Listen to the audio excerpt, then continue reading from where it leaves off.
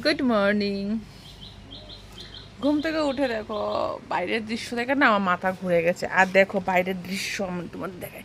ঘুম থেকে ঠিক আমি এখানে বসেছিলাম অনেকক্ষণ ধরে।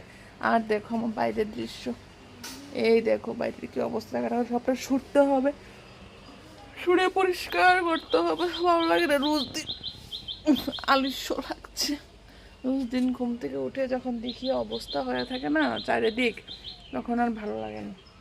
আর দেখো আমার গোলাপ গাছে গোলাপটা ফুটেছে, দেখো এই যে,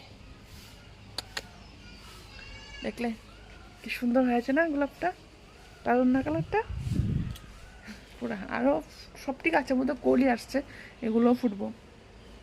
তো চলো বন্ধুরা যাই, কাজকর্ম শেষ করি, কাজ কমপ্লিট করি। আর দেখতে পাচ্ছ উঠানটা কি অবস্থা, উঠানটা সবটা ঝাড় দেব।